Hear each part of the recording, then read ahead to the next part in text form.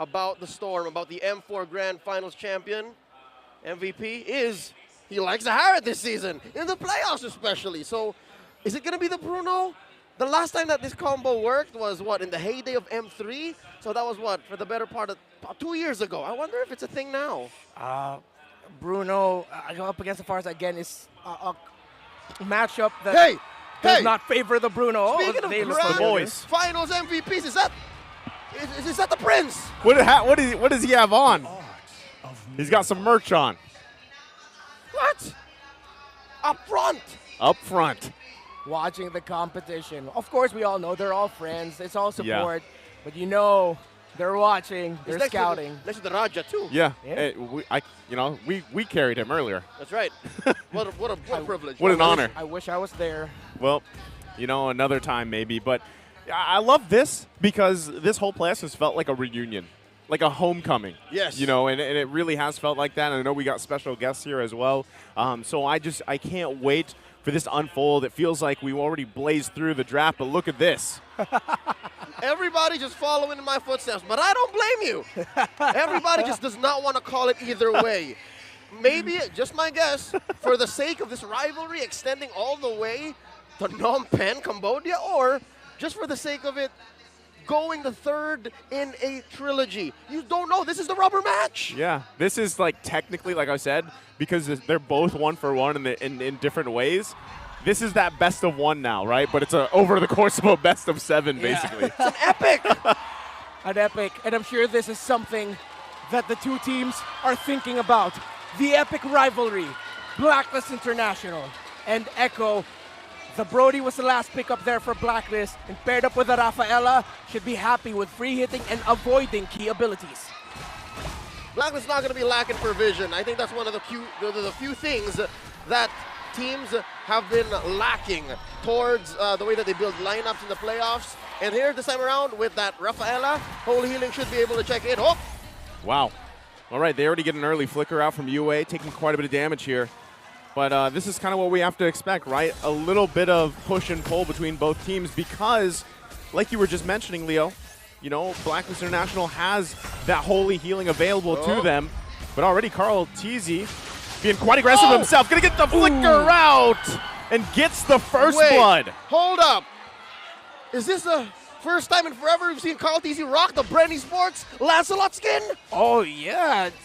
Wow, yeah, good thing you noticed that, dude. That has to be like something to empower him, to motivate him that this is where it all began for me. Would that be his final form? Like, is that technically? I am him. That's it. Yeah. He is declaring this match has now begun. I am me. Yeah, and we were joking about it behind the scenes. Man, I can't believe the final form of Carl Teasy might actually be Tanks-a-Lot with hybrid build. Apparently, speak of the devil. He's grown. More than just. Yes. He has grown, and he has become great.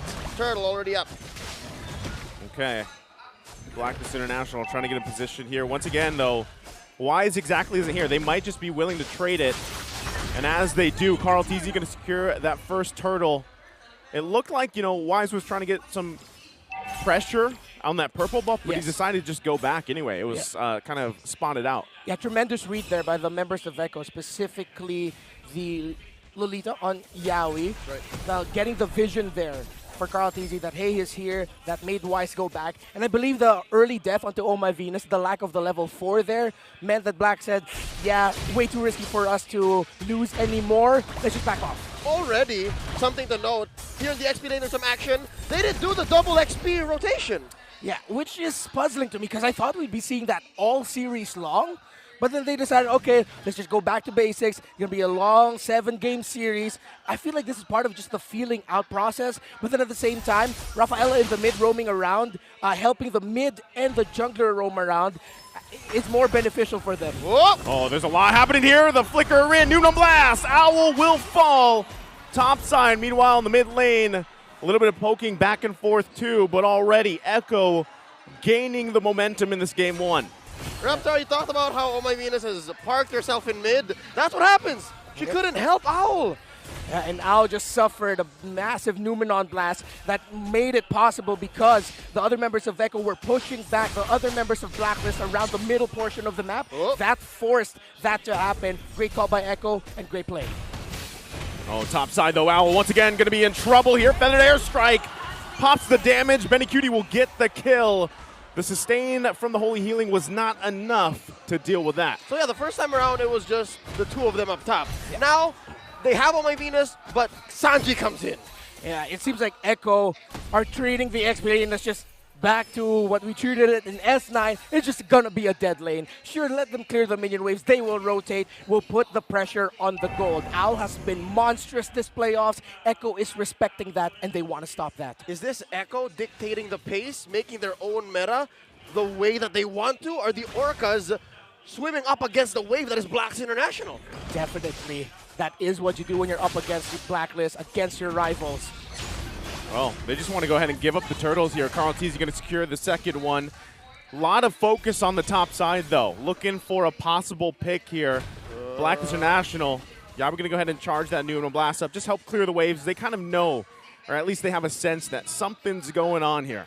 Yeah, when you only see Edward in the turtle pit contesting, most likely Blacklist International has 3 or 4 roaming around together. Again, that's just familiarity by Echo, knowing that Blacklist would want to get one back over Benny Cutie to help Owl cash up just a little bit.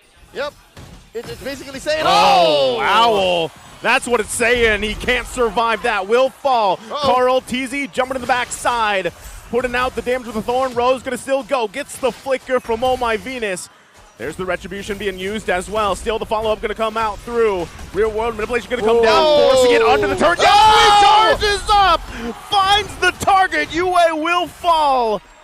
And Echo still in the driver's seat. Might be looking for another. Benny Cutie gets the cleanup kill. And now it's Oh My Venus and Edward. Here comes Carl TZ again. Right on through. Edward trying to salvage the situation. Has to flicker out himself, but he's stuck to. Echo dominating. 40 coming in. It's like they lived in the top lane of Blacklist for the longest time. Chugga, chugga, chugga, chugga. I hear it coming. It's the Echo Express. And this is their signature play style. Play fast, farm fast, fight early, and they are taking it straight to Blacklist International. 3 deaths already for Owl. Look at that Harith already with a Feather of Heaven and Calamity Reaper in his hands. Less than 8 minutes in. 6K ahead, almost, at about, what, 5 minutes. That was the worst I've seen this game so far go for Blacks International. They have yet to get a single kill, a single objective, and I'm looking for a possible way to clap back. Are we expecting Edward to go ahead and force us to go into the late game and then get a final slash in? Because we have barreled into what is possibly the earliest late game we've ever seen. This is once again happening here. Y's going to be quite low. One hit away. Goes down to Sanji. Carl TZ securing the 3rd turtle of the game. Now Yaoi on the run here. Blacklist looking for their first kill. Wow. Will get it with a torn apart memory. But now Echo getting in position to clap back in a counter play. Sanford going to show himself. The healing's going to be there, but here comes Carl TZ going to force them back. Owl flickers out. Carl TZ trying to go in, going to get stunned with the Holy Baptism, and the turret will fall. Now here comes Edward, trying to see if he can do anything about this. He has the tankiness. Final slash going to be used. Feathered Airstrike to follow him up. He's going to be taken away from the team with a split. In trouble now. Wise trying to help out. On the retreat, Blacklist goes. Benny Cutie, though, forcing them back. Here's what's amazing about what Echo is doing. They want Blacklist to fight back. They know that if Blacklist just welcomes the fight, when they're not ready, Echo's going to win 100% of the time. The best thing that Blacklist is doing now is just tempering their expectations. That is the right call here by Echo. And yes, Blacklist can only temper their expectations and try to balance it out. Yaoi misses. Yaoi gonna miss that, but they're still gonna be able to get a kill. Wise will fall. Still, turret being worked on. Feathered Airstrike to help out. Yaoi will follow. 1-for-1 trade. Blacklist, though, still has a ton of work ahead of them. Yeah, that's a good trade for Echo. Roamer for the jungler. For the One True King as Midnight dubbed the Wise. And Echo, they can just continue this. But now at this point, this is where they start tempering their own expectations a bit. Yes, it's still roughly a 7,000 gold lead. Yes, there are still members of Blacklist catching up on items. No full build just yet for Owl. He was forced to build another item just for a little bit more magic defense on his side, but that doesn't mean Blacklist can't punish. Echo, their dirty tendency of over-diving under tower, they cannot do that. Just play it safe, play around the Lords, and keep it calculated. About 5 to 6 minutes, yeah, you can play hard and fast. Maybe, as you said, dirty like that. But now, as soon as you give Blacklist more kills, fair to be said, both of them given to Yaoi, given through Yaoi, it should be fine. But then again, we've seen teams fall to the same mistake, having such a great lead. Free Lord for Echo as they go ahead and march through mid. What a zone out by Sanji, by the way. Not stopping with that feather airstrike. Yeah, Yaoi gonna wait once again. The turret's gonna fall here. The hole comes through. There's the rear world manipulation coming down. Sanford will fall. Was it worth the turret here? Lord now marching down the mid lane. We'll see if they can actually convert this into an inhibitor. Doesn't look like it. Way too sketchy. Nope. Because of their lineup, they can't go up into this. You've got to watch out for the positioning because of the final slash.